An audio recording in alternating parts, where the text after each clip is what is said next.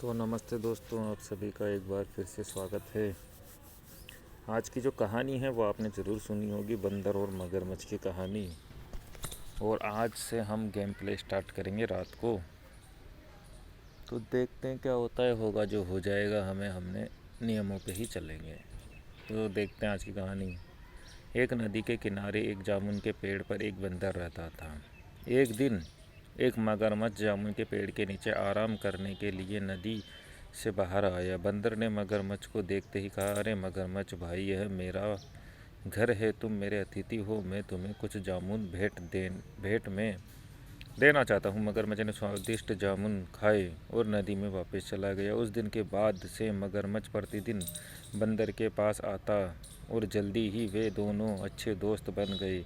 एक दिन मगरमच्छ कुछ जामुन पत्नी के लिए भी ले गया और उसे बंदर के बारे में बताया।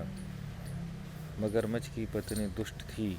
उसने अपने पति से कहा, अगर ये जामुन इतने मीठे हैं तो सोचो इस जामुन को खाने वाले का बंदर का दिल कितना मीठा होगा। उस बंदर का दिल मेरे लिए लेकर आओ, नहीं तो मैं खाना पीना सब छोड़ दूंगी। मगरमच्छ अपने दोस्त बंदर को मारना नहीं चाहता था, लेकिन आखिरकार वो अपनी पत्नी की बात मानने के लिए विवश हो गया।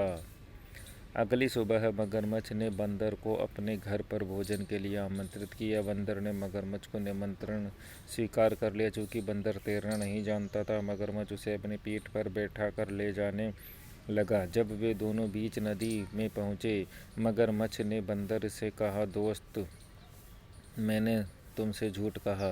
सच यह है कि मेरी पत्नी तुम्हारा दिल खाना चाहती है। बंदर ने अपना विवेक नहीं खोया और कहा, अरे मगरमच्छ भाई, मेरा दिल तो मैं अपने पेड़ पर ही डाल कर लटका कर रखता हूँ। मेरा दिल अभी मेरे पास नहीं है। अगर तुमने मुझे पहले यह बात बताई होती तो मैं उसे अपने साथ ले कर आता। मेरा दिल लेने के लिए मुझे वापस पेड़ पर जाना होगा। अपनी पत्नी से के गुस्से के डर से मूर्ख मगरमच्छ बंदर को वापस जामुन के पेड़ के पास ले गया।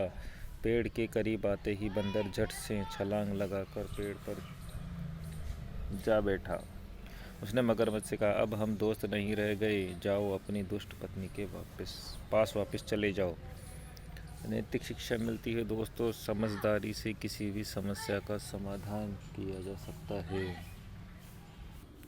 तो दोस्तों, इस कहानी से हम ये सीख सकते हैं कि जब भी आप दूसरे का भला करने की सोचो तो पहले आपको इतना मजबूत होना चाहिए कि आप खुद की भलाई कर सको, खुद का आप उपाय कर सको। कुछ भी मुसीबत आ जाए तभी आपको दूसरे की भलाई करनी चाहिए। क्योंकि होता यह है कि जैसे ही कोई दूसरे की भलाई करता है तो दूसरा कमज़ोर मालूम पड़ता है, तभी तो आप उसकी भलाई करोगे और आप ताकतवर हो जाते हो।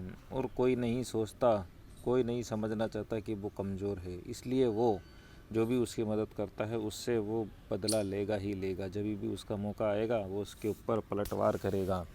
इसलिए हमारे पास उपाय होने चाहिए कि जब भी कोई समस्या आए तो हम उसका समाधान सूझबूझ से कर लें और ज़्यादा हम दूसरों की मदद ना करें, हम अपनी ही मदद कर लें। तो वही बहुत बड़ी बात होती है। आप खुद ही की मदद कर लो, खुद ही कंट्रोल कर लो, खुद ही सीख जाओ।